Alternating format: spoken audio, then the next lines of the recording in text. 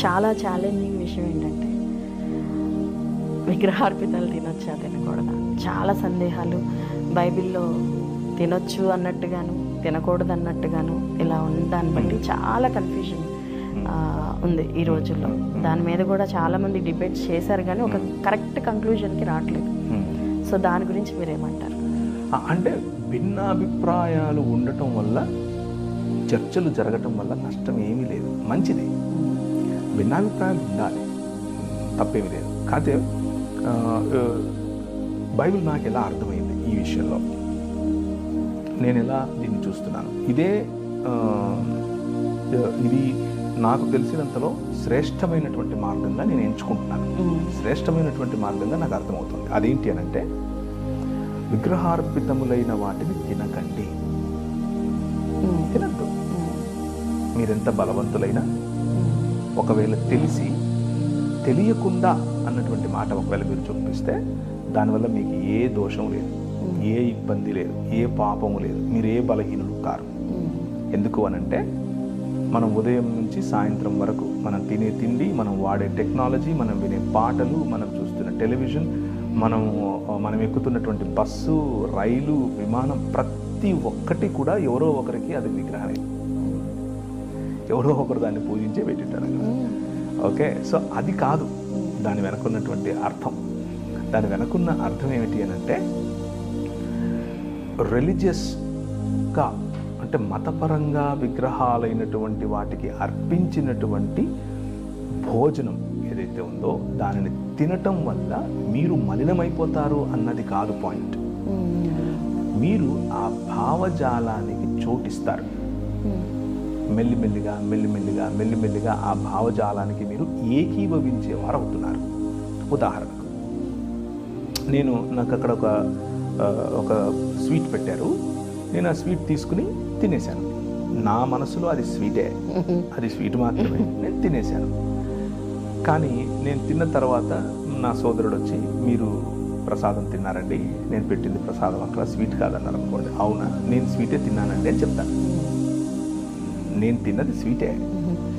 ఒకవేళ ఇదే సిచ్యువేషన్ ఆయన అక్కడ స్వీట్ పెట్టి, ఇది ప్రసాదం అండి తినండి అని అంటే, అప్పుడు కూడా అది స్వీటే నాకు. అదేం అందులో ఏమి పెద్దగా మారిపోయింది ఏమీ లేదు నాకు. ఎందుకంటే నా అలీజెన్స్, నా విశ్వాస్యత క్రీస్తు పైన. ఈ చిన్నవి నన్ను ఏం చేయలేవు. కానీ నేనేం చేస్తానంటే, దాన్ని అలాగేనండి అని తీసుకొని స్వీట్ లాగా నేను మనసులో అనుకుని తినటం వల్ల ఆ వ్యక్తికి నేనేం కమ్యూనికేట్ చేస్తున్నాను అనంటే, నువ్వు నమ్ముతున్నది కూడా పర్వాలేదులే, నేను నమ్ముతున్నాను అని చెప్తున్నాను. అలా చేయకూడదు, అది మనకి ఇచ్చినటువంటి ఆజ్ఞ కాదు. అందుకే 15వ అధ్యాయంలో అపోస్తలుల కార్యంలో చాలా స్పష్టంగా చెప్పారు, విగ్రహార్పితముల నుంచి దూరంగా ఉండటం అని చాలా స్పష్టంగా చెప్పారు. 3 విషయాలు చెప్పారు. ఆ 3 విగ్రహార్పితములు తినకుండా ఉండటం అనేది ప్రధానమైన అంశం. అవి తినొద్దని చెప్పారు. సో తినటం వల్ల బహిరంగంగా మనము అలీజెన్స్ ప్రకటిస్తున్నాం, మనం విశ్వాస్యతను ప్రకటిస్తున్నాం. ఎవరికి? ఆయన చెప్పేటటువంటి భావజాలానికి. సో ఎలాగా సున్నితంగా వాళ్ళకి చెప్పొచ్చు అంటారు? సున్నితంగా ఎలా చెప్పొచ్చు అనంటే, కొన్నిసార్లు సత్యం చెప్పినప్పుడు మనం సున్నితంగా చెప్పినా అది కటువుగా ఉంటుంది, అది కొంచెం ఇబ్బందికరంగా ఉంటుంది. అయ్యో ఆయన ఇబ్బంది పడతాడు అని చెప్పి నేను కాంప్రమైజ్ అయితే, అంటే నా అలీజెన్స్ కాంప్రమైజ్ చేసుకుంటే, ఆ తర్వాత ఆ వ్యక్తికి చాలా విషయాలు చెప్పలేను. దానికి బదులుగా నేను నా జీవితంలో జరిగిన చాలా ఎగ్జాంపుల్స్ ఉన్నాయి. నేను చాలా ఎగ్జాంపుల్స్లో నేను పాటించింది చెప్తాను. ఒక ఆయన వచ్చి నాకు ఇచ్చారు, ఇది తిరుపతి వెళ్ళానండి, నేను తీసుకొచ్చి మీకు ఇచ్చాను, తీసుకోండి అని అంటే, నేను నవ్వుతూ, సార్ మీకు తెలుసు కదండి, నేను క్రిస్టియన్ కదా, మీరు నేను దాన్ని ఒక స్వీట్ లాగా తినేస్తే మీరు బాధపడతారు. మీరు ఎంతో గౌరవంగా, ఎంతో భక్తితో మీరు ఈ ప్రసాదాన్ని తీసుకొచ్చారు, అది మీకు ప్రసాదం, మీరు దాన్ని కళ్ళకద్దుకొని చాలా గౌరవంగా తింటారు, అది మీరు తింటేనే కరెక్ట్ అని చెప్తాను. మీరే తినండి. నా విశ్వాసం ఏంటంటే, బైబిల్ గ్రంథం ఇలా చెప్తోంది కాబట్టి నేను తినలేను సార్, అని ఒకసారి చెప్తే ఆయన బాధపడ్డాడు. కానీ కొంచెం సమయం దొరికిన తర్వాత మళ్ళీ పిలిచి, సార్ మీరు ఏమన్నా అనుకున్నారా? నా ఉద్దేశంలో మీరు పెట్టింది తినకూడదని కాదండి. మీరు మన ఇద్దరం కలిసి ఎక్కడ ఎప్పుడు ఏం తినమంటే అది తిందాం, ఏం ఇబ్బంది లేదు సార్. కాకపోతే నేను అనుసరించే విశ్వాస్యత, నా పైన రాజ్యం చేస్తున్న భావజాలం క్రీస్తు మాత్రమే సార్. అందుకని నేను ఇలా చెప్తానని చెప్పాను. కొద్దిగా టైం పట్టింది, కానీ ఆయన నా నిజాయితీని అభినందించాడు. ఆయన ఆడబెట్టేసేయలే, తర్వాత చూసుకుందాము అని చెప్పి ఆయన వెళ్ళిపోయిన తర్వాత నేను డస్ట్బిన్లో పడేసాను అనుకోండి, ఆయన హర్ట్ అవుతాడు, బయటికి నవ్వుతాడు, కానీ మనసులో ఎప్పటికీ అది ఉంటుంది. నేను మనిషిని కోల్పోతాను, ఎప్పటికీ కోల్పోతాను. ఎందుకు? మన విశ్వాసాన్ని ప్రకటించేందుకు, పరుషంగా కాదు. దాన్ని ఏమంటారు, కొన్నిసార్లు కొంతమంది వాడేటటువంటి పరుష పదాలు, ఉదాహరణకు దయ్యమని, భూతమని, లేకపోతే సాతానని, పాపమని, ఏదేదో చెప్తూ ఉంటాం. అలా మనిషిని హర్ట్ చేయటం వల్ల మనం ఏం సంపాదించలేము. సున్నితంగా మీరు అడిగినట్లు సున్నితంగా చెప్పచ్చు, నా విశ్వాసం అది కాదు, దయచేసి మీరు నన్ను ఫోర్స్ చేయకండి. కొంతమంది హైందవ మిత్రులు అంటారన్నా, మీరు ప్రార్థన చేసుకొని మాకేమన్నా పెడితేనేమో మీ ప్రార్థనలకు వచ్చినప్పుడు మేము తినాలి, మేము పూజ చేసుకుని ఇచ్చింది మీరెందుకు తినరు అని కూడా ప్రశ్నలు వేస్తుంటారు హైందవ మిత్రులు. పూజ చేసుకొని తినటం మాకేం ఇబ్బంది లేదు. వాళ్ళు పూజ చేసుకుని వాళ్ళు తింటారు, మనం ప్రార్థన చేసుకుని మనం తింటాం, అందులో ఇబ్బంది ఏమీ లేదు. వారు పూజ చేసుకున్నటువంటి భోజనాన్ని దేవునికి సమర్పించి తింటున్నారు. తేడా చెప్తున్నాను, దేవునికి సమర్పించి తింటున్నారు. మనం చేసుకున్నటువంటి భోజనాన్ని దేవునికి కృతజ్ఞతాస్తుతులు చెల్లించి తింటున్నాం. అక్కడ మనిషి దేవునికి నైవేద్యం పెడుతున్నాడు, ఇక్కడ దేవుడు మనిషికి ఇచ్చినటువంటి వనరులను బట్టి కృతజ్ఞుడు అవుతున్నాడు. సో భావజాలంలో తేడా ఉంది, అదే వివరించాలి. నేను దానికేం మంత్రించి మీకు ఇవ్వట్లేదండి, నేను దేవునికి స్తుతులు చెప్తున్నాను. ఇదంతా నీదే, భూమియు దాని సర్వసంపదయు నీదే. నువ్వు ఇచ్చినటువంటి వనరుల్లో నుంచి ఈరోజు నాకు కొంచెం ఒక 4 మెతుకులు దొరికాయి ప్రభా, నువ్వు ఇచ్చినందుకు నీకు థ్యాంక్స్ అని చెప్పి మీకు ఇస్తున్నాను. అంతేకాని నేను బ్రహ్మార్పణం అంటే మీకు ఇస్తున్నాను, అర్పిస్తున్నాను అని మీకు ఏదో పెట్టి అందులో నుంచి కొంచెం తీసి మీకు పెట్టడం అలాంటివి నేను చేయట్లేదు కదా అన్న వివరణ మనం చెప్పచ్చు. ఇది భావజాలంలో ఉన్నటువంటి డిఫరెన్స్. అట్లా అర్పణ వేరు, కృతజ్ఞత వేరు. కృతజ్ఞత మనకు దేవుడిచ్చిన దాన్ని బట్టి మనం కృతజ్ఞత చెల్లించి భోజనం చేస్తున్నాం. ఆ భోజనము మనకు హాని కలగకుండా, ఆ భోజనము మనకు బలమిచ్చేదిగా, పరిశుద్ధపరచబడేదిగా ఉంటుంది. ఈ భోజనము వారి మతానుసార, వారి విశ్వాసముల యొక్క అనుసారంగా వారు ఏదైతే ప్రార్థన చేశారో, వారు పూజిస్తున్నటువంటి దేవీ దేవతలకు ఆ రకంగా ఉంటుంది. సో మనకు మన విశ్వాసంలో వాటి జోలికి వెళ్ళకండి అని చెప్పారు కాబట్టి మనం వెళ్ళట్లేదు. వారి పుస్తకాలలో వీటి జోలికి వెళ్ళకండి అని చెప్పుంటే వాళ్ళు ఒకవేళ మన ఇంటికి వచ్చి లేకపోతే మనం పెడుతున్న భోజనం తినకూడదు అని వారు అనుకుంటే అది వారి విశ్వాసం. మనకు నేర్పింది ఏంటి అని అంటే మనం పంచాలి, మనం పంచుదాం, రండి అని పిలుద్దాం.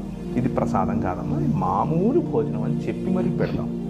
కానీ వారు ప్రసాదం ఇది తినండి అని అంటున్నారు. అక్కడ ఉన్నటువంటి డిఫరెన్స్ని మనం చెప్పగలగాలి. మతపరమైన విషయాలుగా మీరు ఇందాక కొన్ని మాటలు చెప్తా ఉన్నప్పుడు రైతు దగ్గర నుంచి కొనుక్కునే మనిషి వరకు కూడా, ఇప్పుడు మామూలుగా షాప్స్లో కూడా, పంట పొలాల్లో కూడా వాళ్ళు ఫస్ట్ రోజు ఉదయాన్నే పూజ చేసి, లేకపోతే సాంబ్రాణి అంతా షాప్లో ప్రతి ఐటమ్ మీద వేసి, అవసరమైతే ఒక గుప్పెడు తీసి పక్కన పెట్టి ఇలాంటివన్నీ చేసి, కొంతమంది ఎట్లాగంటే అసలు మనం ఆ షాప్స్లోకి వెళ్ళకూడదు, మన క్రిస్టియన్ స్టోర్స్ ఏమైనా ఉన్నాయో వెతుక్కొని చేసుకునే విధానము. అంటే దాన్ని అసలు మతపరమైన కోణంలో ఉన్నప్పుడు మనం ఎట్లా దాన్ని తీసుకోవాలంటారు? ఏదో ఒక సందర్భంలో ఖచ్చితంగా 100% భారతదేశం లాంటి ఈ సాంస్కృతిక నేపథ్యం అంటే కల్చరల్ బ్యాక్గ్రౌండ్ భారతదేశానికి ఏదైతే ఉందో, అందులో మతము, జీవన విధానం ఈ రెండు అవిభాజ్యములు. ఈ రెండింటిని సపరేట్ చేయలేరు. ఓకే, కళ్ళు దుకాణం ఉంటుంది కానీ అందులో దేవుడు ఉంటాడు, దేవునికి నైవేద్యం కళ్ళుతోనూ మరియు అన్ని రకాలతోనూ పెడతాడు. సో ఏది చేసినా కానీ it is all part of one system అంతా కూడా ఒకే సిస్టంలో భాగం. మనం భారతీయులు, మనం భారతదేశంలో బ్రతుకుతున్నాం.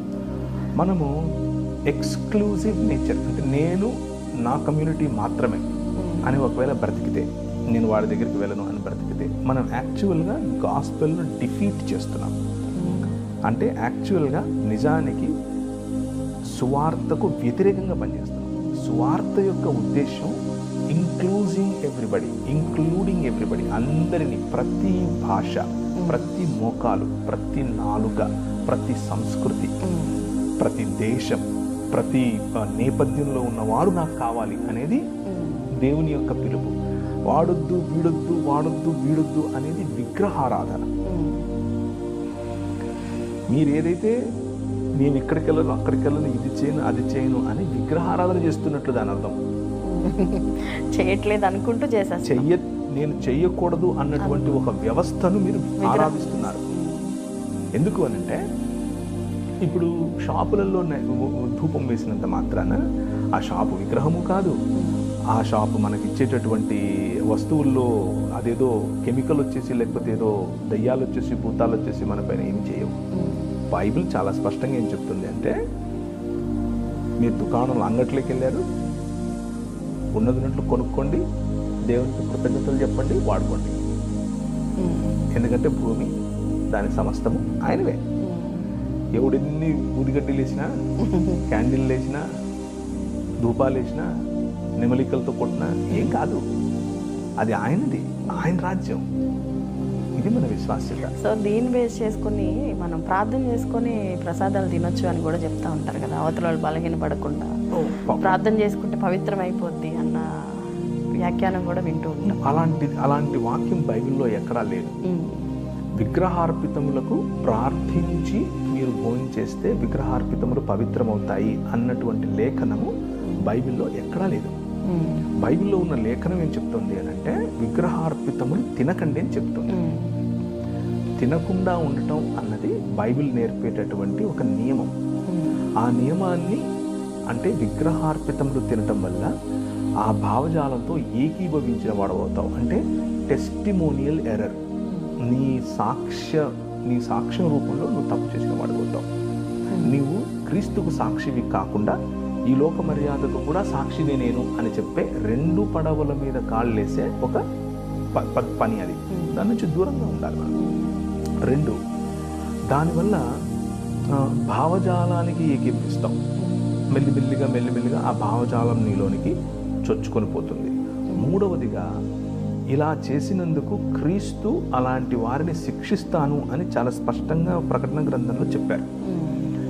ఓకే, దానిని అంటే విగ్రహార్పితములకు ప్రభువు బల్లకు ఉన్న తేడా అర్థం చేసుకోకుండా, ప్రభువు బల్లలోను విగ్రహార్పితముల బల్ల అని అంటే సహపంక్తి భోజనాలు ఆ రోజుల్లో చేసేవారు వేరు టెంపుల్స్లో. ఆ టెంపుల్స్లో సహపంక్తి భోజనాలు చేసే క్రమంలో అది కూడా చెయ్యొచ్చు. మనం అక్కడికి కూడా వెళ్ళి కూర్చుని అర్పితములుగా ఉన్నటువంటి వాటిని తినచ్చు. అలా చేసే క్రమంలో వారు అనేకమైనటువంటి సోషల్ ఈవిల్స్, అంటే సామాజిక దుష్కర్మలు, ఉదాహరణకు టెంపుల్ ప్రాస్టిట్యూషన్, ఉదాహరణకు అంగములు కోసుకోవటం, ఉదాహరణకు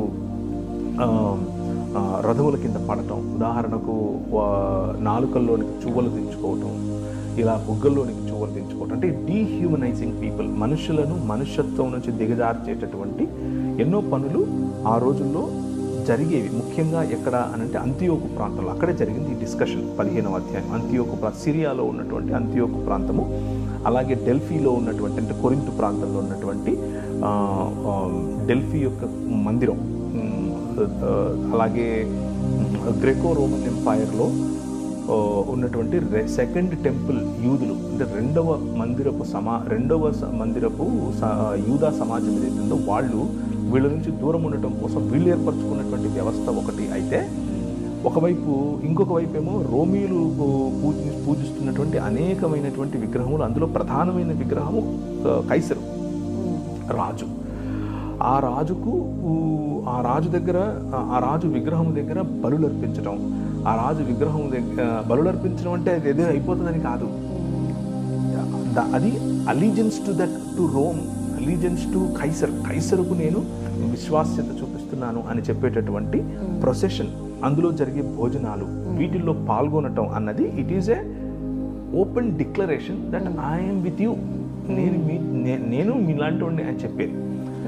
మనం మనుష్యత్వంలో ఐఎమ్ విత్ యూ, మనిషిగా నిన్ను ప్రేమించడంలో ఐఎమ్ విత్ యూ, కానీ నాపై రాజు మాత్రం కైసర్ కాదు, నాపై రాజు మాత్రం రోమ్ కాదు, నాపై రాజు మాత్రం గ్రీకు ఫిలాసఫీ కాదు, నన్ను ఏలేది ఏ ఏ స్థలము, ఏ ప్రదేశము, ఏ పదార్థము, ఏ భావజాలము కాదు, కేవలము క్రీస్తే అని చెప్పటానికి మనము ప్రార్థించుకొని తినాల్సిన అవసరం లేదు. సింపుల్గా ముందు మన డిక్లరేషన్, అయ్యా నేను దీన్ని ప్రసాదంగా చూడట్లేదు, ఇది నాకు ప్రసాదం కాదు, ఇది విగ్రహార్పితములు తినద్దు అని బైబిల్ గ్రంథం మాకు చెబుతోంది, కాబట్టి నేను తినలేను, నేను నీ భావజాలంతో ఏకీభవించలేను, నువ్వు నమ్మేటటువంటి వాడిని నేను నమ్మకుండా నీ ముందు నేను ఇలా తినటం నీకు అవమానకరం, అది నేను నిన్ను అవమానించదలుచుకోలేదు అని సున్నితంగా చెప్పడంలో స్టాండ్ తీసుకున్న వాళ్ళం అవుతాం. అది పోగొట్టుకోవటం కాదు, మనుషులను పోగొట్టుకోవటం కాదు, అది కొంచెం బాధపడినా వాళ్ళని మళ్ళీ మనం సంపాదించుకోవచ్చు. కానీ వాళ్ళు చాలా పవిత్రంగా చూసేదాన్ని మనం చాలా సాధారణంగా వాళ్ళ ముందు తినేసి వాళ్ళని అవమానపరిస్తే అది పోగొట్టుకోవటం అవుతుంది లాంగ్ రన్లో. సో కొంచెం జాగ్రత్త పడాలి. సో స్ట్రైట్ ఫార్వర్డ్ ఆన్సర్, మీరు కంక్లూజన్ మళ్ళా నేను ఇవ్వలేదు అనుకుంటారు. తినొద్దు, విగ్రహార్పితములు అని మీకు ఇస్తే ప్రార్థన చేసుకొని కూడా తినొద్దు, వద్దు. దానివల్ల మీకేదో అవుతుందని కాదు, దానివల్ల ఆ మనిషిని మీరు ఆ బలహీనతలోనే అలాగే ఉండిపోయేలా చేస్తారు. దానివల్ల మీరు అపవిత్రమైనటువంటి భావజాలంలో పాల్పంపులు పొందుతారు. దానివల్ల మీరు దైవాజ్ఞను తిరస్కరిస్తారు. చాలా జాగ్రత్తగా ఉండాలి.